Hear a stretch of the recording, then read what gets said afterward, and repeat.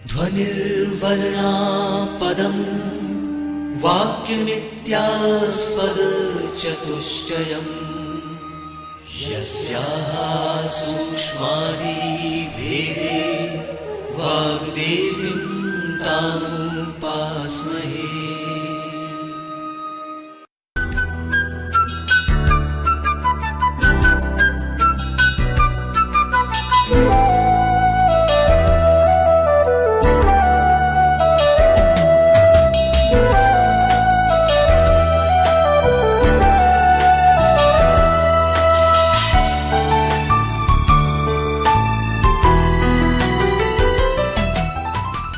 मध्य प्रदेश भोज मुक्त विश्वविद्यालय का इलेक्ट्रॉनिक माध्यम निर्माण और शोध केंद्र EMPRC प्रस्तुत करता है इतिहास विषय पर आधारित ध्वनि कार्यक्रम इतिहास लेखन के लिए स्रोत, सामग्री का संग्रह, चयन और उपयोग। ये कार्यक्रम MA प्रथम वर्ष के विद्यार्थियों के लिए प्रथम प्रश्न पत्र इतिहास लेखन की प्रथम इकाई से संबंधित है। कार्यक्रम के विषय विशेषज्ञ हैं डॉक्टर रहमान अली। इस कार्यक्रम का ध्वनियांकन, संपादन और प्रस्तुतिकरण किया अमर बहादुर यादव ने। तो आइए सुनते हैं कार्यक्रम इतिहास लेखन के लिए स्रोत, सामग्री का संग्रह, चयन और उपयोग।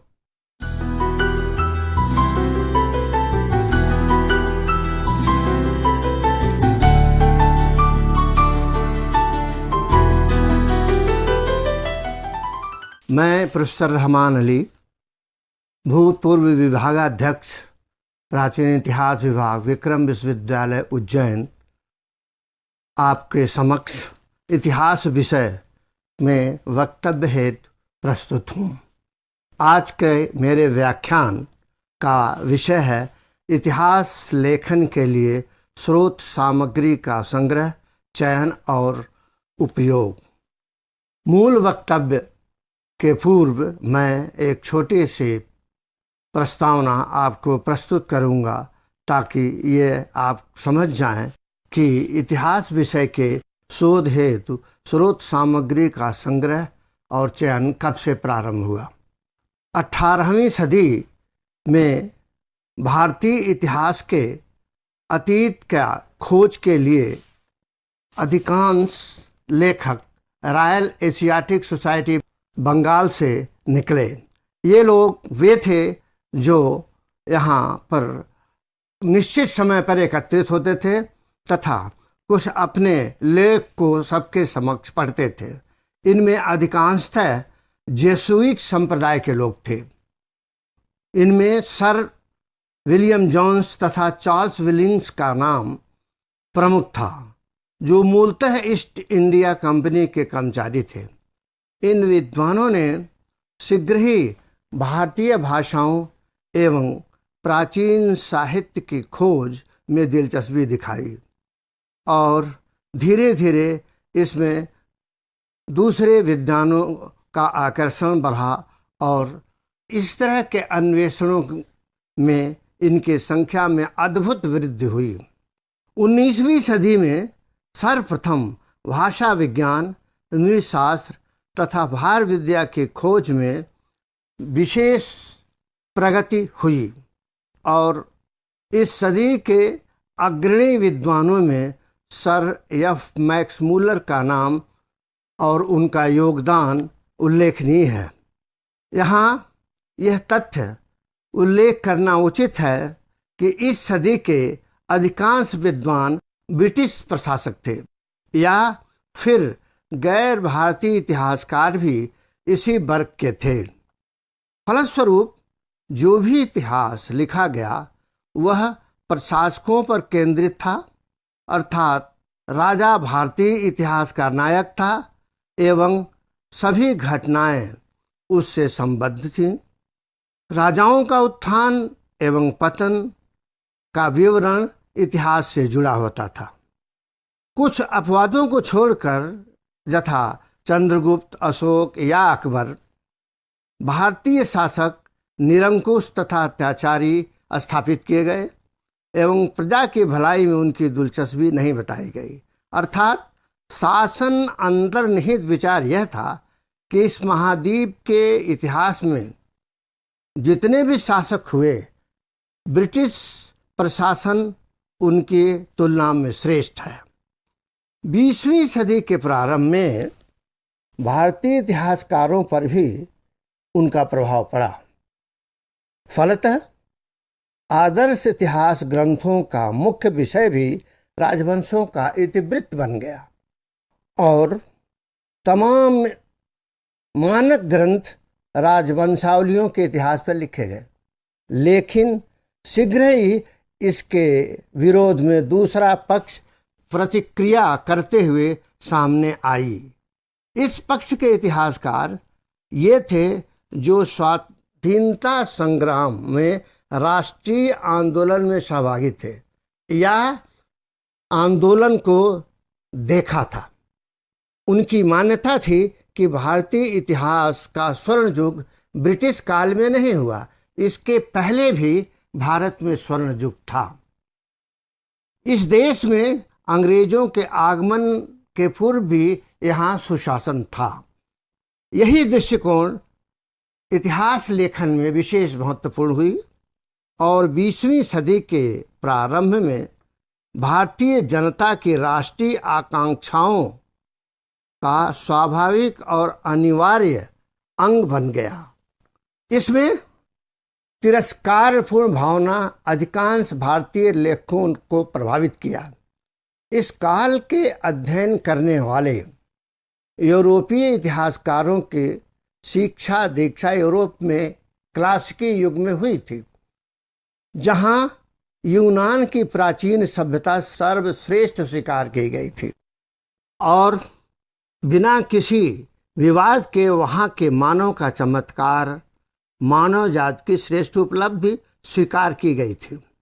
इस विचारधारा ने भारतीय लेखन को प्रभावित किया और विंसेंट स्मिथ जैसे महान विद्वान भी इससे वंचित नहीं रहे।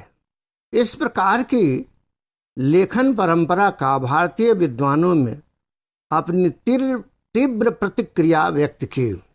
भारतीय विद्वानों ने अपने अतीत के इतिहास को लिखने के लिए संस्कृत ग्रंथों को ढूंढा और इसे आधार मानकर प्राचीन भारतीय इतिहास की पुनर्रचना प्रारंभ की और यह सिद्ध की कि भारतीय संस्कृत किसी भी माने में यूनान से कम नहीं।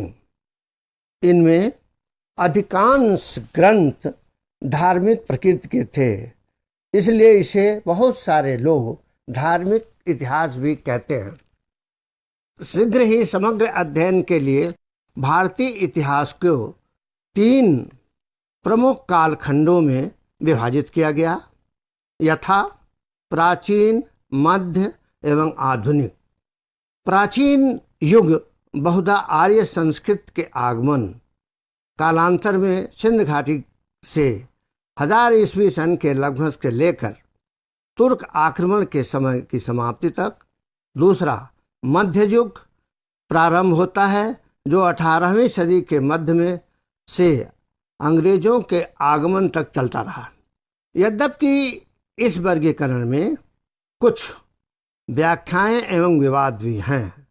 जो भी हो, 20वीं सदी के भारत में जो राजनीतिक प्रवृत्तियां थीं, उनके चलते हिंदू युग मुस्लिम युग के विभाजन को भारत के भारतीय और अभारतीय दोनों इतिहासकारों ने मान लिया। फिर भी भारतीय इतिहास की यह विभाजन वर्तमान में भी भ्रमपूर्ण है। विगत कुछ वर्षों में भारत का प्रारंभिक इतिहास 2 नई पद्धतियों से उपलब्ध साक्ष्यों से समृद्ध हुआ है और यहाँ से हमें अन्य पक्षों पर भी शोध करने के प्रयास शुरू होते दिखाई देता है। ये 2 पद्धतियाँ हैं, समाज का उसके विविध रूपों में व्यवस्थित अध्ययन और पुरातत्व से प्राप्त समसामयिक साक्ष्यों का व्यापक उपयोग। पहली पद्धति का महत्व इस बात में निहित है कि यह भारत के अतीत को नए दृष्टिकोण से देखने की संभावनाओं को इंगित करती है और ऐसे प्रश्न उठाती है जिनके उत्तर मिलने पर भारत के इतिहास को ज़्यादा सही ढंग से समझना संभव है। कई प्रकार के शोध कार्यों में इस दृष्टिकोण का सार्थक उपयोग किया जा चुका है। समाज के अध्ययन में तुलनात्मक अध्ययन में भी अधिक रुचि बढ़ी है। आधुनिक या हाल ही के पुरातात्विक सर्वेक्षण और खुदाई से प्राप्त भौतिक अवशेषों के रूप में ठोस त्रिआयामी तथ्य प्रस्तुत किए गए हैं। ये तथ्य केवल साहित्यिक साक्ष्यों की पुष्टि और सांख्यिकीय सामग्री नहीं प्रस्तुत करते, बल्कि भारतीय इतिहास के खास करके प्राचीनतम काल के बारे में जहाँ तहाँ जानकारी का अभाव था उनकी पूर्ति करने में भी सक्षम है और इनसे वर्तमान में बहुत ही सहायता ठोस रूप से मिली है। मध्यकालीन एवं आधुनिक इतिहास लेखन में भी इन सामग्री का विशेष उपयोग किया जा रहा है। अब चर्चा किया जाए इतिहास लेखन के लिए प्रमुख स्रोत सामग्री पर। इतिहास लेखन हेतु स्रोत सामग्री का सामान्य विभाजन हम सुविधा के लिए कर सकते हैं। पहला, भारतीय धर्म ग्रंथ। इसके अंतर्गत हमें सर्वप्रथम ब्राह्मण धर्म ग्रंथ जैसे ऋग्वेद, सामवेद, यजुर्वेद और अथर्ववेद आते हैं। इनसे हमें तत्कालीन समाज के सामाजिक जीवन, आर्थिक जीवन, धार्मिक जीवन के विविध आयामों पर ज्ञान प्राप्त होता है।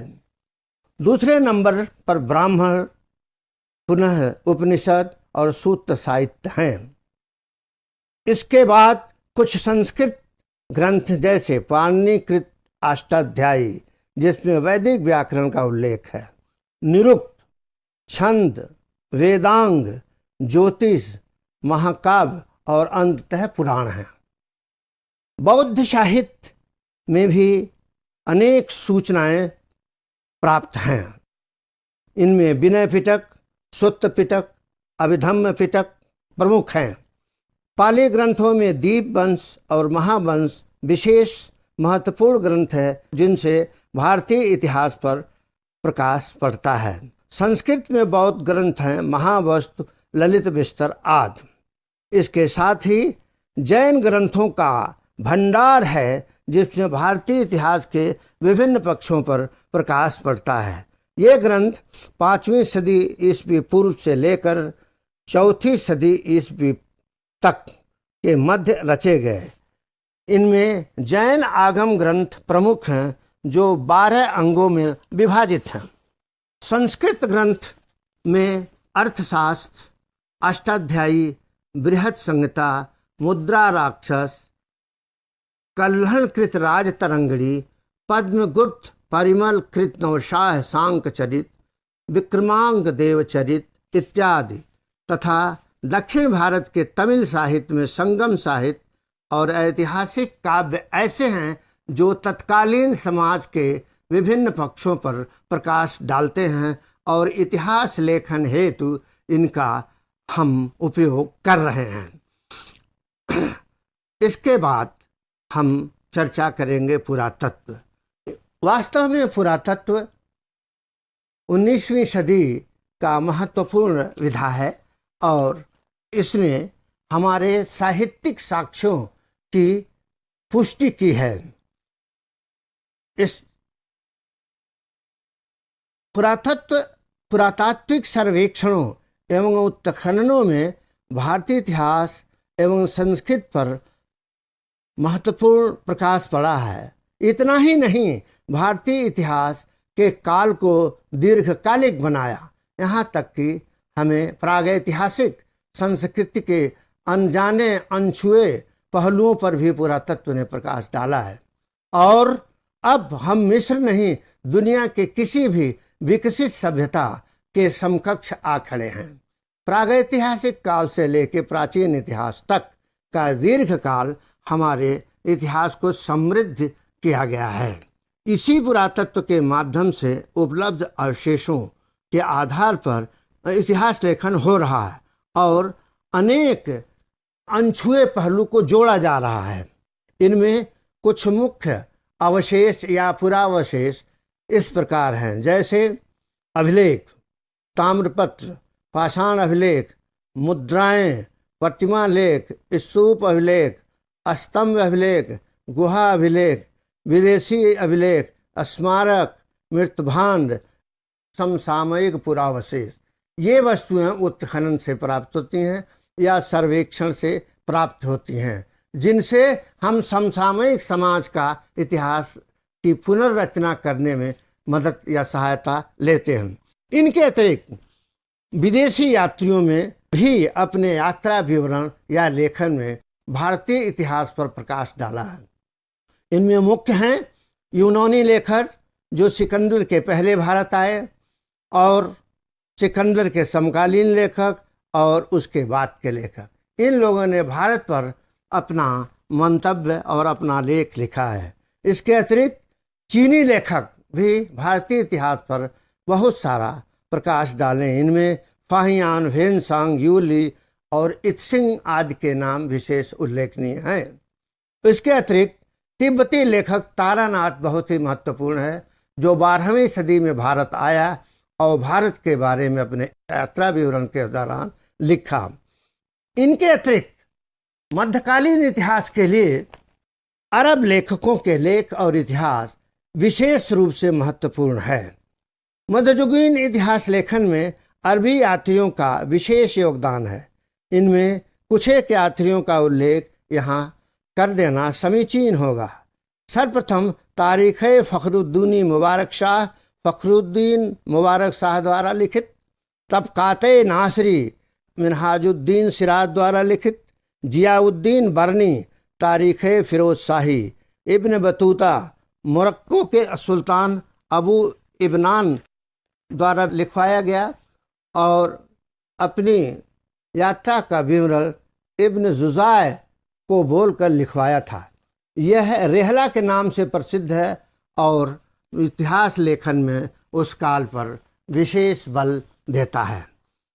याहिया बिन अहमद सरहिंदी ने तारीख़ मुबारक शाही लिखी, जिससे भारत के इतिहास का ज्ञान होता है।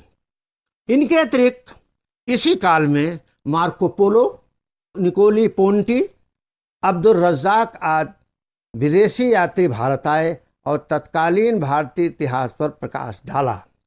भारत में मध्यकालीन इतिहास में मुगल कालीन इतिहास अत्यंत समृद्ध एवं दीर्घकालिक था। इस काल के कुछ इतिहासकारों की भी चर्चा प्रस्तुत संदर्भ में समीचीन होगी, जिससे इतिहास लेखन में सहायता मिलती है। इस काल के भग्नावशेष और पारसी या पर्शियन में लिखे हुए शिलालेख तमाम संग्रहालयों में सुरक्षित हैं या भग्नावशेषों में आज भी यथावत सुरक्षित हैं, जिनसे उस काल के समृद्धि का और ख़ास तौर से शिल्पियों का पता लगता है। इनमें इतिहास के ग्रंथों में जो अध्ययन किया जाता है, इसमें हुमायूं नामा मशहूर है, जिसकी लेखिका गुलबदन बेगम थी, जो बाबर की पुत्री थी। तारीख़ रसीदी मिर्ज़ा हैदर ने लिखा। जौहर की रचनाएं भी महत्वपूर्ण हैं। तारीख़ शेर शाही अब्बास शारवानी ने लिखी।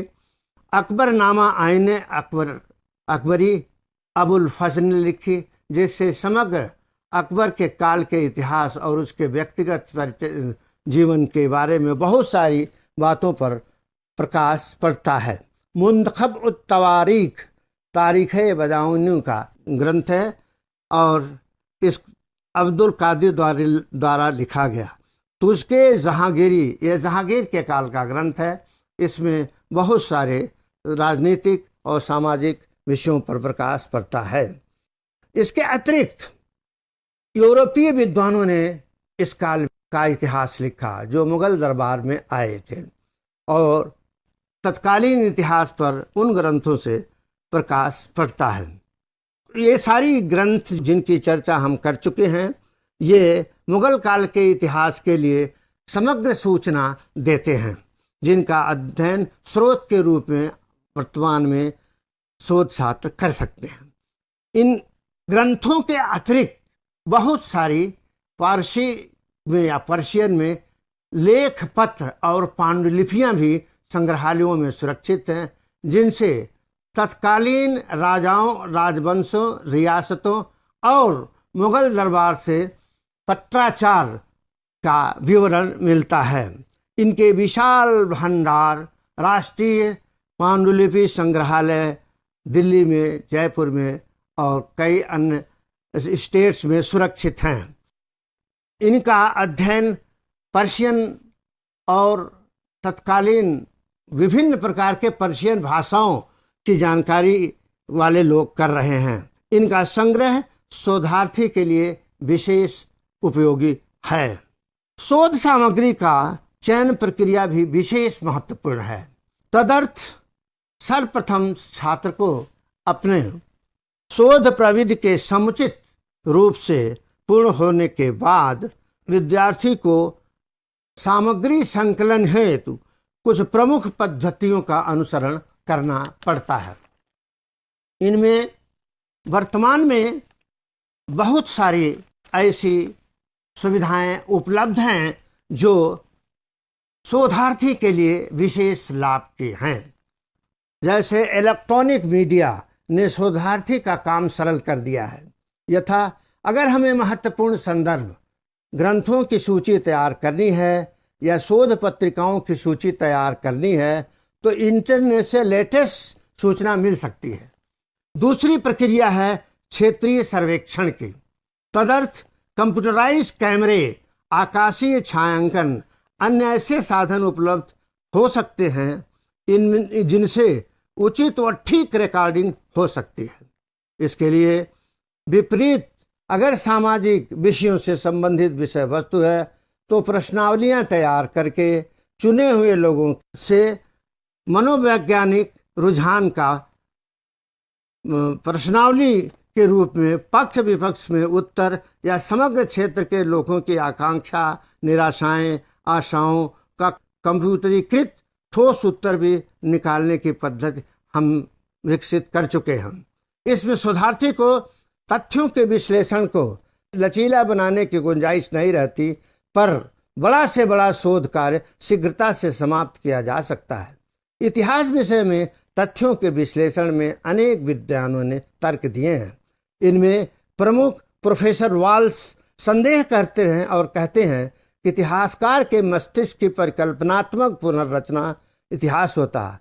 अतीत का प्रत्यक्षीकरण एवं परीक्षण संभव नहीं है, जबकि विज्ञान लाखों तथ्यों का परीक्षण प्रयोगशाला में कर लेता है। इस प्रकार इतिहासकारों ने अनेक मत प्रस्तुत किए हैं जिसका अध्ययन वर्तमान में जिसका विवेचन और अध्ययन नहीं संभव है। चूँकि इतिहास के क्षेत्र में बहुत ही वृद्धि हुई है, इसलिए गवेषणा हेतु विभिन्न विषयों पर दृष्टिपात करना होगा एवं शोध सामग्री का चयन करना होगा। आधुनिक युग में सूक्ष्म शाखा में शोध करके इतिहास की उपादेयता सिद्ध कर सकते हैं, यथा राजनैतिक, सामाजिक, धार्मिक, आर्थिक, सांस्कृतिक, औपनिवेशिक, सैनिक, संसदीय विचारों का इतिहास, कॉमनवेल्थ का इतिहास एवं विभिन्न इतिहास दर्शनों का इतिहास आदि। अतः स्रोत सामग्री चयन हेतु एवं उनका उपयोग विषय वस्तु को गहन चिंतन पर आधारित होगा। साथ ही पूर्वाग्रह एवं निष्पक्ष होने की अपेक्षा भी है। अंततः उल्लेखनीय है कि वर्तमान में विश्व परिदृश्य पर शीघ्रता से परिवर्तन हुए हैं। शोध सामग्री का संग्रह शीघ्रता से सूचना विज्ञान, तकनीकी, इंटरनेट के माध्यम से के क्षणों में प्राप्त कर सकते हैं। ऐतिहासिक घटनाएं या मानव समुदाय से समृद्ध घटनाएं कुछ ही क्षणों में विश्व के किसी भी कोने से इतिहासकार के बंद कमरे में उपलब्ध हो जाता है। इसका विश्लेषण कंप्यूटर के माध्यम से शीघ्रता से हो जाता है। अतः किसी भी घटना को इतिहासकार विलोपित नहीं कर सकता। अतः निष्पक्ष भावना का लेखन भी अपेक्षित है। तथा तथ्यों घटनाओं का विश्लेषण भी सावधानीपूर्वक करना चाहिए, क्योंकि यह विषय अब अत्यंत नाजुक हो गया है। इसके अतिरिक्त प्राचीन पांडुलिपियों, पुरावशेषों, संदर्भ ग्रंथों एवं अनेक धरोहरों को शोधार्थी इंटरनेट से कहीं से भी प्राप्त कर विश्व स्तरीय प्रयास इतिहास लेखन में कर सकता है। यह गति शोध हेतु प्रशंसनीय है। इन प्रयासों के बावजूद 21वीं सदी के प्रथम चरण में कुछ संवादहीनता की स्थिति निर्मित हो रही है। भारतीय इतिहासकार छोटे छोटे समुदायों में विभक्त है। जो भारतीय संस्कृति की दुहाई दे रहा है तो विचारों में उदार नहीं है। यह शुभ लक्षण है कि देश में क्षेत्रीय इतिहास पर बहुत अधिक शोध हुए हैं एवं अनेक ग्रंथ मध्य प्रदेश, उड़ीसा, बंगाल, महाराष्ट्र आदि में लिखे गए हैं। उपलब्ध नवीन शोध सामग्री एवं स्रोतों का उपयोग हुआ है। आशा है शीघ्र ही विभिन्न मतों में विभक्त इतिहासकार एक मंच पर आएंगे और सत्य के निकट ऐतिहासिक घटनाओं का विश्लेषण एवं तथ्यों को प्रकाशित करेंगे। यही प्रयास मानव कल्याण के इतिहास का होगा और अनवरत लोकप्रिय और विश्व बंधुत्व के मूल उद्देश्य की पूर्ति करेगा। मैं एक बात स्पष्ट बता दूं, इस तरह के विषय ज़्यादा विस्तृत अध्ययन करने की आवश्यकता है और संदर्भों के संकलन में सावधानी बरतनी होगी। इसके विश्लेषण में अब कंप्यूटराइज में सावधानी बरतनी होगी। अतः शोधार्थी को इसमें ज़्यादा तर्क संगत और निष्पक्ष होना चाहिए। मैं छात्रों से ये बता देना चाहता हूँ कि इस विषय का विषय गंभीर है, लेकिन संक्षिप्त में आपके सामने ये हमने हिंट दिए, केवल संकेत दिए हैं। इससे संबंधित कुछ प्रश्न आपके सामने आ सकते हैं। जैसे ऐतिहासिक अध्ययन के लिए शोध प्राविध किस प्रकार बनाए जाते हैं, शोध प्राविधि कैसे बनाए जाते हैं, ऐतिहासिक विश्लेषण के लिए घटनाओं का वर्गीकरण कैसे किया जाता है, इतिहास को समृद्ध करने में पुरातत्व का कहाँ तक योगदान है, स्पष्ट कीजिए। साइंटिफिक वैज्ञानिक युग में इतिहास के सर्वेक्षणों और इतिहास के लिए किए गए उपायों पर एक लेख लिखिए। इतिहास में भग्नावशेषों का क्या महत्व है, इतिहास की पुनर्रचना हेतु प्राचीन पुरावशेष कहाँ तक उत्तरदायी हैं, हमें विभिन्न प्रकार के क्षेत्रीय इतिहास लेखन के क्या उपाय करने चाहिए, कौन सा शोध प्रवृत्ति या कौन सा शोध पद्धति सबसे ज़्यादा सर्वाधिक लोकप्रिय है, हमें पुनरावृत्ति से क्यों बचना चाहिए। किसी इतिहासकार ने कहा आधुनिक research is cut and paste, how far do you agree, explain कीजिए। इतिहास में तथ्य क्या हैं, स्पष्ट कीजिए।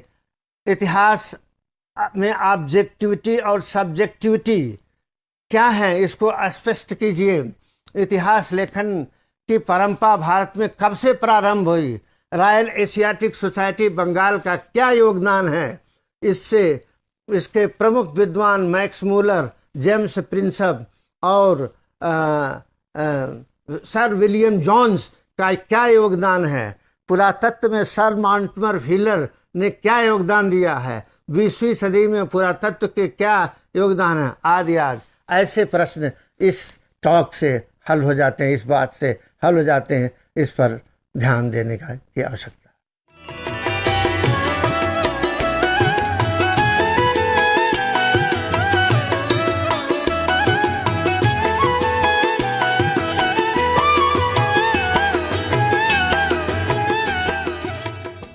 अभी आप सुन रहे थे ध्वनि कार्यक्रम इतिहास लेखन के लिए स्रोत सामग्री का संग्रह, चयन और उपयोग। कार्यक्रम के विषय विशेषज्ञ और वार्ताकार थे डॉक्टर रहमान अली। उद्घोषिका थी फरनाज। इस कार्यक्रम का ध्वनियांकन, संपादन और प्रस्तुतिकरण किया अमर बहादुर यादव ने।